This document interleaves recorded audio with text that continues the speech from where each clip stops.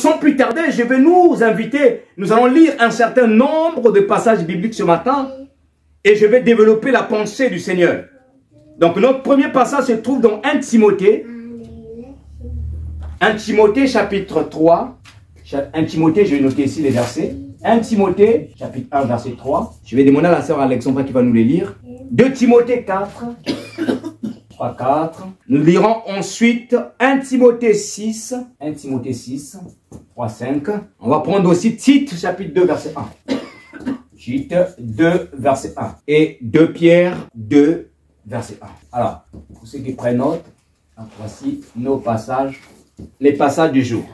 Et dans ces passages, nous allons ressortir notre 6e domaine. Si ma soeur peut juste mettre debout pour cette première lecture, elle va nous lire 1 Timothée chapitre 1 verset 1. Vas-y ma soeur. Paul, apôtre de Jésus-Christ, par l'ordre de Dieu, notre Sauveur et Seigneur Jésus-Christ, notre espérance, à Timothée, mon fils légitime en la foi. Que la grâce, la miséricorde et la paix te soient données de la part de Dieu, le Père, et de Jésus-Christ, notre Seigneur. Je te rappelle l'exhortation que je t'adressais. Allez, vas-y doucement, vas-y. Je te rappelle l'exhortation que je t'adressais à mon départ pour la Macédoine, lorsque je t'engageais à rester à Éphèse, afin de recommander à certaines personnes de ne pas enseigner d'autres doctrines. Écoutez bien, reprends cette partie, afin de ne pas enseigner d'autres doctrines. Amen, soulignez dans votre vie doctrine. Okay. Et de ne pas s'attacher à des fables et à des généalogies sans fin qui produisent des discussions plutôt qu'elles n'avancent l'œuvre de Dieu dans la foi. Amen. Alors, je prends le 1 Timothée chapitre 6, à partir du verset 3 à 5. Merci ma soeur, tu peux t'asseoir. Il est écrit, si quelqu'un enseigne des fausses doctrines et ne s'attache pas aux saintes paroles de notre Seigneur Jésus et à la doctrine qui est selon la piété, il est enflé d'orgueil, il ne sait rien et il a la maladie des questions oisieuses et des disputes des mots, d'où naissent l'envie, les querelles, les calomnies, les mauvais soupçons, les vaines discussions d'hommes corrompus, d'entendement, privés de la vérité et croyant que la piété est une source de gain. Sépare-toi de ces gens-là. Je vais aller dans 2 Timothée chapitre 4, 2 Timothée chapitre 4, verset 3-4. Il est écrit, car il viendra un temps où les hommes ne supporteront pas la sainte doctrine. Il viendra un temps où les hommes ne supporteront pas la sainte doctrine. Souligne encore doctrine. Mais ayant la démangeaison d'entendre des choses agréables, ils se donneront une foule de docteurs, selon leur propre désir, détourneront l'oreille de la vérité et se tourneront vers les fables. Mais toi, sois sobre en toutes choses, supporte les souffrances, fais l'œuvre d'un évangéliste, remplis bien ton ministère. Je vais terminer par Tite. Et les autres là, vous pouvez les lire à la maison. Tite chapitre 2, verset 1. Tite chapitre 2, verset 1. Il est écrit, pour toi, dis les choses qui sont conformes à la saine doctrine. Dis les choses qui sont conformes à la saine doctrine. Dis que les vieillards doivent être sobres, honnêtes, modérés, saints dans la foi, dans la charité, dans la patience. Amen. Ce matin, bien aimé, comme j'étais en train de l'introduire tout à l'heure, il y a une chose que vous devez savoir, l'histoire de l'humanité depuis son commencement, y compris même l'histoire de l'Église, ne peut être séparée à ce qu'on appelle le combat spirituel contre les œuvres du diable. On ne peut pas séparer l'histoire de l'humanité et l'histoire de l'Église du combat spirituel contre les œuvres du diable. Pourquoi? Parce que nous voyons dans la Bible que depuis que l'homme est venu dans ce monde, le diable a essayé de le corrompre et a pu le corrompre. Et non seulement que le diable essaie, le diable va même au-delà jusqu'à même vouloir détruire l'homme. Et on le voit aussi, lorsque l'église est née, le diable essaie de pénétrer dans l'église pour pouvoir corrompre l'église et même voir de détruire l'église. Et donc, pour qu'il arrive à ses fins, il utilise 7 domaines particuliers. Le mensonge, il utilise l'injustice que nous avons dit qui était l'iniquité, anomia en grec ou adikemia. C'est-à-dire en grec, l'injustice et l'iniquité, c'est la même chose. Il utilise le mal, la méchanceté. Il utilise l'apostasie et il corrompt le système de pensée. Système de pensée. C'est ce que nous avons vu dimanche dernier au travers le sous-thème Babel. Premier domaine, deuxième domaine, troisième domaine, quatrième domaine, cinquième domaine. Et aujourd'hui, par la grâce de Dieu, nous verrons le sixième domaine dont mon thème s'intitule « Les fausses doctrines ». Aide-moi à dire les fausses doctrines. Les fausses doctrines. Les fausses doctrines est le sixième domaine que le diable utilise pour attaquer le monde. Et lorsqu'on parlait de la tour de Babel, nous avions utilisé Genèse chapitre 11. Et vous allez remarquer que dans Genèse chapitre 11, il y a quelque chose qui est arrivé. Dieu avait confondu le langage des hommes. Parce qu'ils étaient en train de bâtir un projet qui n'allait pas de pair avec la volonté de Dieu. Dieu a dit à Noé, il a béni sa famille, il a dit multipliez-vous et remplissez la terre, soyez féconds. Mais il vint un homme, où il s'est levé un homme qui s'appelait Nimrod. Nimrod, lorsqu'il arrive dans le pays des Shinéar, qu'est-ce qui va se passer? Nimrod entreprit un projet pour bâtir une tour qui devrait atteindre le ciel. Et c'est là que Dieu descend, il confond les langages. Et lorsque Dieu confond le langage des hommes, il les éparpille au travers le monde. Donc les hommes se sont éparpillés. Mais non. Ce qui va se passer, c'est quoi? Quand Dieu les a éparpillés au travers le monde, au lieu qu'ils reviennent sous la voie de Dieu, au lieu qu'ils se répandent en se disant, Dieu nous a éparpillés, on se repent, on suit la voie de Dieu. Et ces hommes, malheureusement, ils ont commencé à bâtir leur projet. Ils ont commencé à bâtir leurs valeurs. Ils ont commencé à bâtir des enseignements. Et c'est là que a eu la renaissance et la prolifération des fausses doctrines. Fausses doctrines. Et lorsqu'on parle de doctrine, en fait, c'est quoi? La doctrine, c'est l'ensemble des idées. C'est l'ensemble des concepts, des valeurs qu'on transmet à une communauté au travers d'un enseignement. Ensemble des idées, ensemble des croyances, ensemble des valeurs qu'on transmet à un pays. On transmet à une communauté au travers des enseignements. Et donc, ces peuples-là, quand ils se sont éparpillés, ils ont commencé à construire leur propre doctrine. Mais qui n'était pas des doctrines de Dieu. Et c'est pourquoi Dieu avait pris quelqu'un au milieu de ces peuples, au milieu de tous les habitants de la terre, il a pris un homme qui s'appelait Abraham. Il a pris son père qui a quitté Ur en Chaldée pour aller vers le pays des Canaan. Le père d'Abraham est mort en chemin et Abraham qui a continué la voie. Après avoir été visité par Dieu, qui lui a dit quitte le pays de ton père et de ta mère. Quitte le pays et je t'emmènerai, je te montrerai là où tu dois y aller.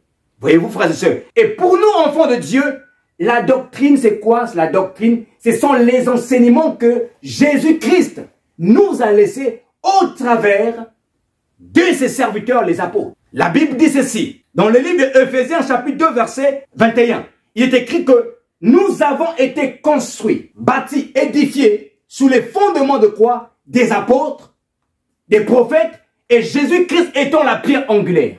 En d'autres termes, tout ce que l'Église doit faire, tout ce que nous devons prêcher, doit se trouver dans ce livre qu'on appelle la Bible. Et doit être conforme à ce qui est écrit dans la Bible. Si quelqu'un t'enseigne autre chose qui n'est pas ici, de ce qui est écrit là, l'apôtre Paul dit qu'il soit anathème. Alléluia. La Bible dit qu'il soit anathème. L'apôtre Paul a dit ceci. Si même un ange du Seigneur venez vous annoncer autre chose, même moi-même, qu'il soit maudit. Le mot anathème veut dire maudit. Qu'il soit maudit. Et donc, tout ce que nous faisons, bien aimé dans le Seigneur, c'est très important. Quand tu es un chrétien, tu dois t'appuyer sur ce qui est là. Quand tu vas t'asseoir dans une église, tu dois savoir, est-ce que ce qui est fait est calqué sur ce qui est écrit ici? Et c'est comme ça que tu ne vas pas te faire duper. C'est comme ça que tu ne vas pas te faire manipuler. Parce qu'aujourd'hui, il y a tellement de gens qui se font manipuler. Amen. Alléluia. Amen. Comment ne pas se faire manipuler? C'est être regardé ici. Ton miroir, ton guide doit être la parole de Dieu. La parole de Dieu. La doctrine. Jésus était un jour en train de prêcher au temple pendant la fête des tabernacles. Et pendant qu'il prêchait, les gens qui venaient pour l'écouter, ils étaient stupéfaits de la connaissance qu'il avait. Ils disaient, mais cet homme-là, il n'a jamais étudié la Torah. Il n'a jamais été dans une école de théologie. Mais d'où lui vient cette connaissance? Comment a-t-il appris frères et sœurs, a pris les lois, la loi de l'Éternel. Et Jésus leur répond en disant, ma doctrine n'est pas de moi, mais de celui qui m'a envoyé. Remarquez, le point évoqué, le sujet capital, était la connaissance, l'enseignement qu'il était en train de donner. Mais la réponse de Jésus nous montre que où est rattachée la doctrine chrétienne. Il dit, ma doctrine n'est pas de moi, mais de celui qui m'a envoyé. Autrement dit, la doctrine chrétienne est rattachée à l'enseignement chrétien, à la parole de Dieu. La doctrine, bien-aimée, chrétienne, rattachée à l'enseignement parce que l'enseignement transforme. L'enseignement bâtit, l'enseignement construit. Je vais dire à quelqu'un ce matin, aime l'enseignement de la Bible. Aimons les Écritures, frères et sœurs, dans le Seigneur. Si tu n'aimes pas l'enseignement, tu vas te faire tromper. Si tu n'aimes pas les enseignements, tu vas te faire manipuler. Parce qu'on va voir tout à l'heure les instruments que le diable utilise en ces temps de la fin, qui permet de faire quoi? De manipuler les gens. Il faut aimer les enseignements. Nous devons aimer les enseignements. Dans le livre de Nombre, dans le livre Exode, la Bible dit que Moïse est sorti du désert de l'Égypte. Il arrive dans le désert qu'on appelait Rephidim. À Rephidim, Moïse il est attaqué par qui? Il est attaqué par les Amalécites. Vous connaissez l'histoire des Amalécites? Moïse monte sur la montagne pour gagner la victoire, gagner la bataille, pendant que Josué était au champ de bataille. Moïse est monté sur la montagne, il lève les mains. Après cette scène, ou cette guerre, Moïse est visité par son beau-père, qui s'appelait Jéthro. Jéthro arrive à Rephidim, dans la plaine où Moïse était situé. Le premier jour, Moïse le reçoit tranquillement, tout s'est bien passé. Mais le second jour, Moïse constate quelque chose. Jéthro va constater quelque chose. C'est que Moïse n'avait pas le temps de prendre soin de son beau-père, de ses enfants et de sa femme qui étaient arrivés. Jéthro fait le constat, Moïse est en train de recevoir les gens toute une journée. En fin de journée, Jéthro se rapproche de Moïse et me dit, mais explique-moi, qu'est-ce que tu es en train de faire? Et Moïse lui dit, maintenant, le peuple vient me consulter.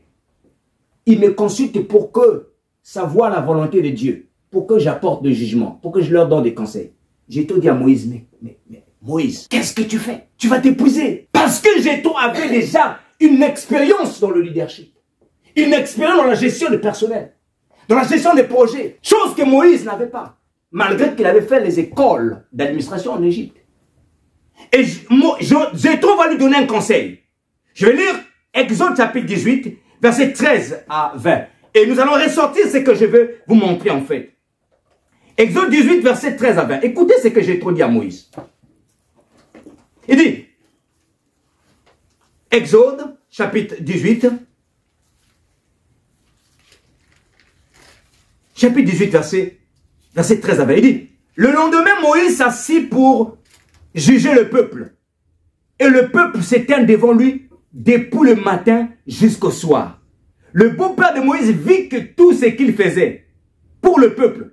Et il dit, qu'est-ce que tu fais avec ce peuple? Pourquoi sièges-tu seul? Oh mon Dieu. Même Moïse avait besoin des gens avec qui il devait siéger. Amen. Bien-aimé, je vais dire à quelqu'un, même dans ton milieu professionnel, ne sois pas, comment on dit ça? Ne garde pas toi seul le poste que tu fais. Alléluia. Ne garde pas seul ce que tu fais. Surtout quand tu as gagné en expérience. Partage aux autres. Le jour où tu quitteras l'entreprise, on parlera de toi. Moïse, j'ai trop dit à Moïse, pourquoi sièges-tu seul? Pourquoi sièges-tu seul? Pourquoi sièges-tu seul? Moïse répondit à son beau-père, c'est que le peuple vient à moi pour consulter Dieu. Quand ils ont quelques affaires, ils viennent à moi, je prononce entre eux et je fais connaître les ordonnances de Dieu et ses lois. Le beau-père de Moïse lui dit, ce que tu fais n'est pas bien. Tu t'épuiseras toi-même. Oh mon Dieu, tu t'épuiseras toi-même. Et tu épuiseras ce peuple qui est avec toi. Car la chose est au-dessus de tes forces. Tu ne pourras pas y arriver seul. Verset 19. Maintenant écoute ma voix. Je vais te donner un conseil. Et que Dieu soit avec toi. Sois l'interprète du peuple. Écoutez maintenant le conseil de Jéthro. Il dit, sois l'interprète du peuple auprès de Dieu. Et porte les affaires devant Dieu. J'aime le verset 20. Enseigne-leur les ordonnances et les lois. Et fais-leur connaître le chemin qu'ils doivent suivre et ce qu'ils doivent faire. Enseigne-leur les ordonnances et les lois, bien-aimés dans le Seigneur. La sainte doctrine, c'est l'enseignement des ordonnances et des lois de l'Éternel. Et on voit par ici, Jéthro donne ce conseil. Pourquoi? C'est pour communiquer les valeurs divines, mais au travers de l'enseignement. Parce que l'enseignement bâtit, parce que l'enseignement construit. L'enseignement sur la sainte doctrine te construit sur l'image de Dieu, t'identifie à Christ. Alors que la fausse doctrine ne t'identifie pas à Christ. La fausse doctrine t'éloignera petit à petit de Dieu. La fausse doctrine te fera perdre le feu à l'intérieur de toi. Là où tu avais véritablement la crainte de Dieu, lorsque tu commences à manger la fausse doctrine, tu vas commencer à raisonner contre la parole de Dieu. Et c'est comme ça que beaucoup ont été pris par ce piège. Aujourd'hui, il y a beaucoup de fausses doctrines dans l'église. Mais pourquoi ils sont là? Parce que leur raisonnement a pris place. Et lorsque nous avons commencé à parler sur les domaines, je disais ceci. Le diable, pour t'attaquer, passe par le mensonge. Quand tu avales le mensonge du diable, ce mensonge devient quoi? Une forteresse. Or, l'apôtre Paul a dit, les armes avec lesquelles nous combattons ne sont point charnelles. Elles sont puissantes par la vertu de Dieu pour renverser les forteresses. Et toute connaissance qui s'élève contre tout ce qui s'élève contre la connaissance de Dieu. Alléluia. Donc, frères et sœurs, la vraie doctrine te rapproche de Dieu, mais la fausse doctrine finit par t'éloigner de Dieu. C'est pourquoi j'ai trop dit, enseigne-leur les lois et les ordonnances de Dieu, frères et sœurs. Enseigne-leur les lois et les ordonnances de Dieu. C'est très important, frère, que nous puissions nous attacher à la sainte doctrine. 2 Timothée chapitre 3 verset 7 dit, toute écriture est inspirée de Dieu et utile pour enseigner, pour convaincre, pour corriger, pour instruire dans la justice. Il y a des personnes qui aiment l'enseignement, mais juste pour avoir la connaissance. C'est très dangereux. Il y a des gens qui aiment la connaissance, qui aiment l'enseignement, mais juste pour avoir la connaissance. Ils veulent connaître la Bible. Mais ils n'aiment pas quand l'enseignement corrige. La Bible dit ici, toute écriture inspirée de Dieu pour enseigner et pour convaincre, pour corriger. Si tu aimes l'enseignement, tu dois aussi aimer là où ça fait très mal. Tu viens à l'église, on prêche quelque chose que tu ne voulais peut-être pas entendre. Parce que ça te fait très mal. C'est un point sensible dans ta vie que tu n'aimes jamais qu'on touche. Mais c'est là c'est là que s'opère le changement. Parce que la parole de Dieu ne consiste pas seulement à te dire ce que tu veux entendre. La parole de Dieu, c'est t'emmener à devenir comme Christ. À devenir christocentrique. Que Christ soit calqué en toi. Donc, il arrivera que dans la parole de Dieu, dans la prédication, dans l'enseignement, qu'on te dise ce qui va te faire. Là, il m'a touché. Et c'est devenu monnaie courante. Quand ça touche comme ça la personne tous les doigts, je vais dire que l'église. Parce qu'on a touché là où ça fait mal. Alors que c'est là que c'est très important. C'est là que ça montre que j'ai encore des choses en moi que Dieu veut que je puisse enlever. Il y a encore certaines scories, il y a encore des saletés qui sont encore là que Dieu veut que je puisse nettoyer. C'est quand ça fait mal, bien-aimé. Et donc Satan, connaissant l'importance de l'enseignement, la sainte doctrine, et c'est pourquoi il essaie de faire quoi? Il essaie de diluer la parole. Il essaie de changer en fait comment je vais dire ça? L'explication, de changer en fait la doctrine dans l'église. Satan connaît la valeur de ça. Toi, pendant que tu l'attends qu'il vienne t'attaquer la nuit là, pendant que tu l'attends là, tu dis, hier il m'a attaqué à 3 h du matin, aujourd'hui je vais l'attendre à 3 h du matin. Je me lève à 3 h, je commence à prier. Mais tu ne sais pas que parfois là où tu vas prier, on te nourrit avec autre chose. Mais déjà c'est une porte. Parce que dès l'instant que tu ouvres, il y a une porte en toi. Sache-le qu'à n'importe quel moment il peut venir, il peut avoir accès en toi. Parce que le spirituel, l'objectif du spirituel c'est de fermer les portes. Esprit, âme et corps. Chaque domaine de l'être humain, 3 dimensions. Il y a des portes. Au niveau de l'esprit, porte l'âme. Si tu ne fermes pas les portes là, il peut rentrer à n'importe quel moment. C'est pourquoi nous, en tant qu'enfants de Dieu, on se bat pour que ici, qu'il n'y ait aucun accès. De la même manière que Jésus a dit que le prince de ce monde vient, mais il n'a rien en moi. Que le monde de ténèbres n'ait rien en nous. Parce que si tu as quelque chose du monde de ténèbres, il va te réclamer à n'importe quel moment, que tu le veux ou pas. C'est pourquoi là, doit être consacré à Jésus. Là, tout ça doit être consacré à Jésus. Comme ça, s'il vient t'attaquer, tu as le plein droit de te lever et de dire, tu n'as aucun droit sur ma vie, tu n'as aucune autorité sur ma vie. Parce que ce n'est pas parce que nous sommes chrétiens que le diable ne va pas nous attaquer. Hein. Le diable attaque. Hein. Mais aussi longtemps que nous connaissons notre identité, nous connaissons que nous ne marchons pas dans le péché.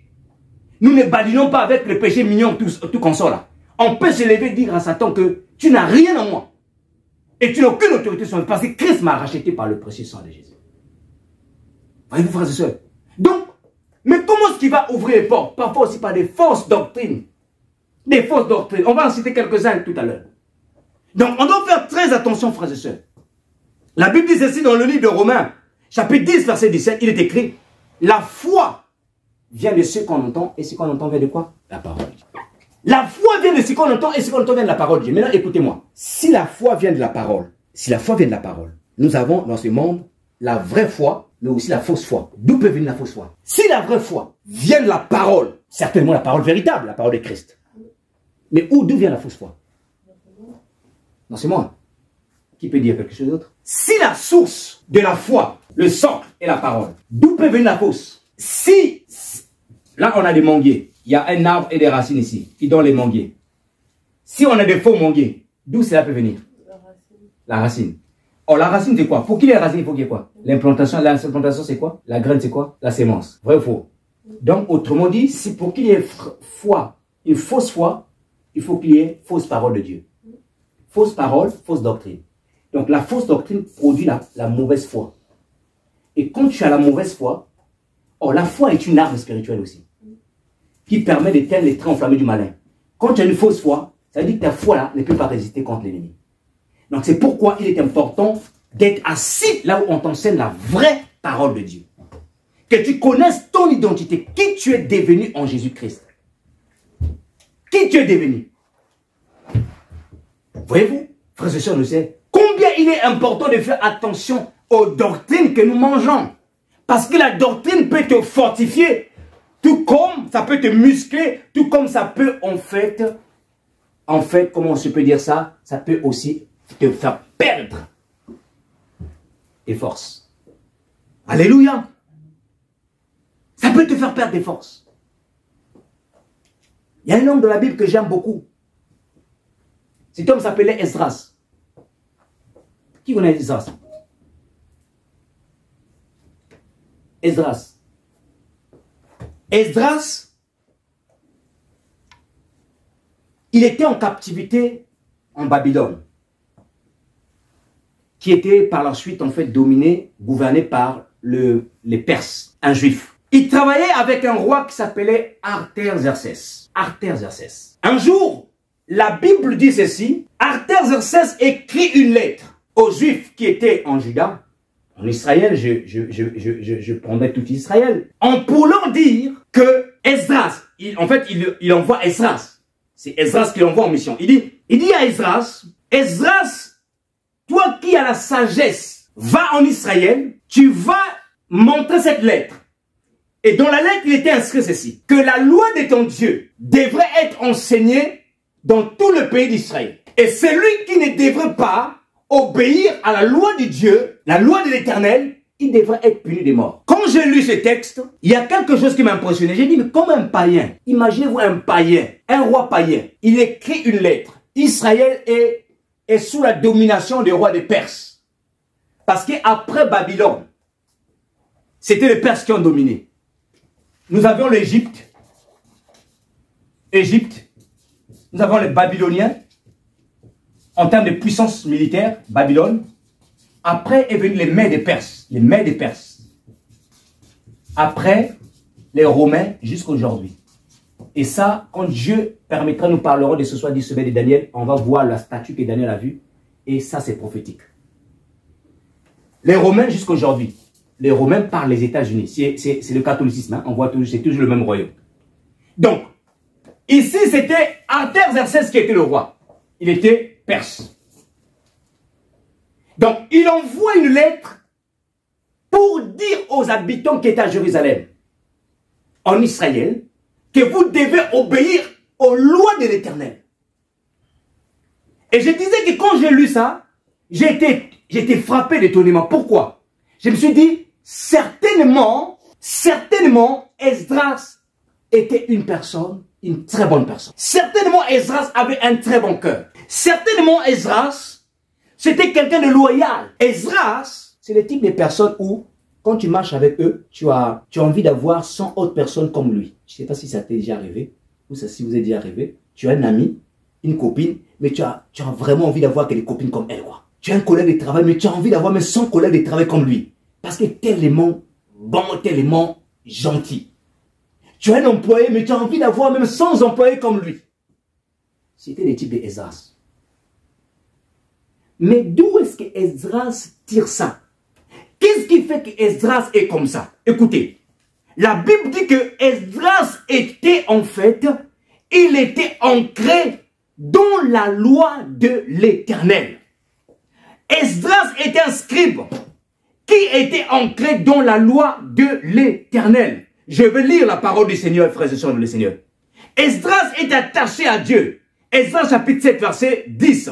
La Bible dit ceci, car Esdras avait appliqué son cœur à étudier et à mettre en pratique la loi de l'Éternel et à enseigner au milieu d'Israël les lois et les ordonnances. Si Esdras était devenu une bonne personne, c'est parce qu'il avait appliqué son cœur à la loi de l'Éternel. Quand tu appliques ton cœur à la loi de l'Éternel, la sainte doctrine, regardez ce que ça produit. C'est maintenant un roi païen qui envoie une lettre pour dire maintenant que vous devez obéir à cette loi-là. Nous sommes dans Esdras, chapitre 7, verset 25. Je vais vous lire ça. Esdras, chapitre 7, verset 25. Et écoutez ce que le roi dit. Et toi, Esdras, selon la sagesse de Dieu que tu possèdes, établis les juges et des magistrats qui rendent la justice à tout le peuple et de l'autre côté du fleuve. À tous ceux qui connaissent les lois de ton Dieu, fais-les connaître à ceux qui ne les connaissent pas. Verset 26. Quiconque n'observera pas ponctuellement la loi de ton Dieu et la loi du roi sera condamné à mort. Quiconque n'observera pas. La sainte doctrine, bien-aimé, t'emmènera à manifester Christ au milieu des gens. La sainte doctrine te pousse à être humble. La sainte doctrine pousse les gens à aimer ton Dieu.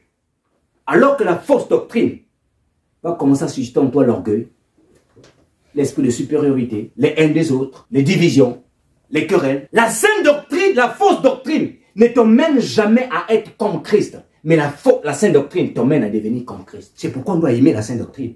C'est quand on prêche la vérité dans l'église, frère, ne sois pas blessé, ma soeur, ne sois pas blessé.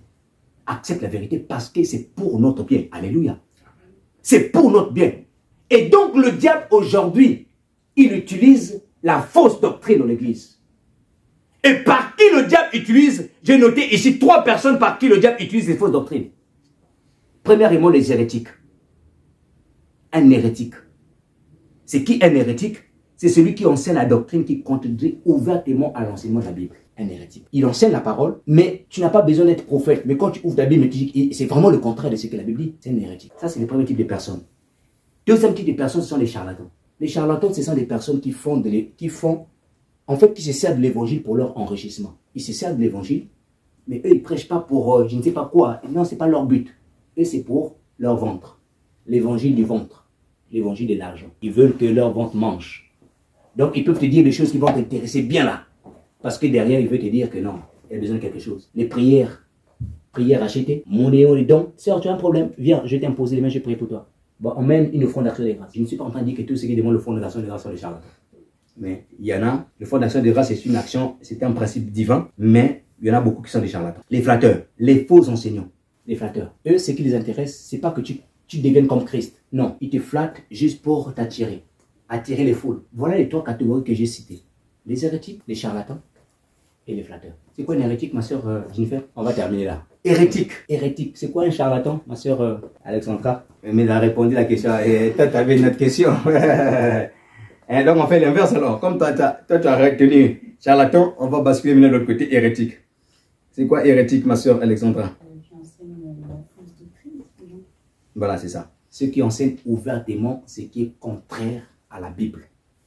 Qui peut me donner un exemple? Qui peut me donner un exemple? Là, on va citer quelques fausses doctrines et on va prier. Non, c'est pas. Qui peut me donner un exemple de ce qu'enseignent les hérétiques aujourd'hui avec vos yeux par rapport à l'Église? Qu'est-ce que vous pouvez dire? Qu'est-ce qui est hérétique aujourd'hui, par exemple, dans le milieu chrétien? Polygamie. La doctrine de la polygamie. Bon, ça, c'est encore un peu... Oui, ça peut être considéré. En fait, j'ai dit que ça peut être un peu... Ça dépend. Vous savez, dans le milieu chrétien, il y a beaucoup de branches. Quand vous allez chez les Mormons, ils sont polygames. Quand vous allez dans d'autres branches, ils sont polygames. Les Mormons, c'est l'église de Jésus-Christ du dernier jour, je crois. Les saints du dernier jour. C'est américain, hein, c'est pas africain. Là, on va dire, ah, peut-être c'est l'africain, peut-être c'est les blacks. Non, c'est vraiment américain. C'est le prophète des Mormons, c'est vraiment blanc qui a eu plusieurs épouses. Donc, c'est pour ça que je dis que c'est... Oui, mais pour nous, en tant que... Alors, tu me diras certainement, mais le Nouveau Testament. En effet, le Nouveau Testament n'en parle pas. Et donc, ça peut être considéré comme une fausse doctrine. Alléluia. Parce que la plupart des gens qui soutiennent ça, ils se basent sur l'Ancien Testament. Parce que, comme ils voient les serviteurs de Dieu, mais nous, dans l'Ancien Testament, on ne voit aucun apôtre qui était polygame. Alléluia. Alors, donc la polygamie, oui, effectivement. Et qui d'autre peut rajouter quelque chose? Nous sommes en train d'atterrir. Sœur Flora, fausse doctrine. Je sais que tu as eu beaucoup de travail hier soir. Elle est allée aider sa sœur qui s'est mariée. Fausse doctrine. Tu peux nous donner une fausse doctrine par rapport à ce qui est hérétique par rapport à l'église de ce temps de la fin? Moi, je vais... Non, il n'y a qu'une seule personne qui a cité. Il n'y a que Kader qui a cité la polygamie. Il n'y a personne d'autre qui a cité encore quelque chose. À moins que je n'ai pas entendu. Hein. Ah, amen. Alléluia. Qui a déjà entendu parler de l'évangile de la prospérité? C'est un peu ce que nous avons dit tout à l'heure par rapport au charlatan. L'évangile de viens à Jésus, Jésus te bénira. Donne 100 € en action de grâce, tu verras que Dieu va t'ouvrir les portes. Donc tout tourne autour de l'argent en fait. L'évangile de la prospérité, c'est une fausse doctrine. Alléluia. Et c'est très important que nous le connaissions en tant qu'enfants de Dieu parce que dans l'évangile de la prospérité, Dieu bénit. C'est très important, il faut que nous devons le savoir. Il faut être équilibré. Dieu bénit financièrement. Et les actions de grâce, telles que les dîmes, ce sont des, comment je peux dire ça? Ce sont des points de contact en quelque sorte. Ou encore des principes divins qui nous ouvrent les portes. Alléluia. Maintenant, en faire une doctrine que viens, donne, Dieu va te faire.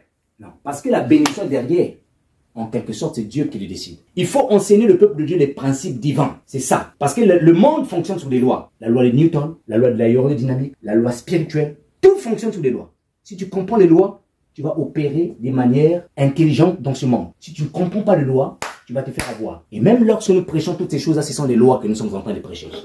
Quand on prêche du combat spirituel, ce sont des lois du combat spirituel. Comment est-ce que tu peux te protéger contre l'ennemi? Ce sont des lois. Lorsque Isaac est sur le point de quitter ce monde, écoutez, Isaac appelle son fils Ésaü. Il dit à Ésaü, va me chercher un gibier, tu me fais une bonne cuisine là, un bon plat, comme j'aime manger, tu me donnes quand je mangerai. Moi, ça m'a choqué un peu le jour où j'ai lu ça. Je me suis dit, mais donc, papa Isaac, moi, je commence à partir pour que je bénisse mes enfants, pour qu'ils me donnent quelque chose. On peut se poser la question, mais pourquoi? Parce que Dieu veut nous montrer qu'il y a aussi des principes divins, des points de contact qui emmènent la bénédiction. Amen. Vous voyez peu? Mais on ne peut pas faire des saintes doctrines. Le point de contact, c'est quoi? C'est-à-dire que lorsque tu vas voir un homme de Dieu, lorsque Dieu a visité Sarah avec les anges, Sarah a préparé. Dieu, après avoir mangé, a dit que l'année prochaine, je reviendrai à la même date, la femme sera enceinte. Point de contact. Mais on ne peut pas faire de ça une doctrine. C'est pourquoi je mets souvent l'accent ici, surtout le soutien des pauvres. Parce que c'est un point de contact qui est une loi divine qui appelle les grâces et les bénédictions de la vie. Mais je ne peux pas dire à quelqu'un, viens me voir, tu as un problème, viens, donne quelque chose, Dieu va te bénir. Non, l'évangile de la prospérité tourne autour de ça. Toujours l'argent, l'argent, l'argent, l'argent. Non. Vous devez comprendre les lois spirituelles, les points de contact spirituels qui déclenchent les portes. Mais attention, ce n'est pas une doctrine où tu dois imposer aux gens. Non, pas du tout. C'est très important. Une autre par rapport à ce point-là. Saoul, lorsqu'il était avec son camarade, lorsqu'ils avaient perdu les brebis, vous connaissez l'histoire? Saoul et les ânesses de son père. Ils sont allés à la recherche des ânesses de son père. Ils sont arrivés dans une contrée, ils n'avaient rien trouvé. Et ils apprennent qu'il y avait un prophète qui était dans la ville.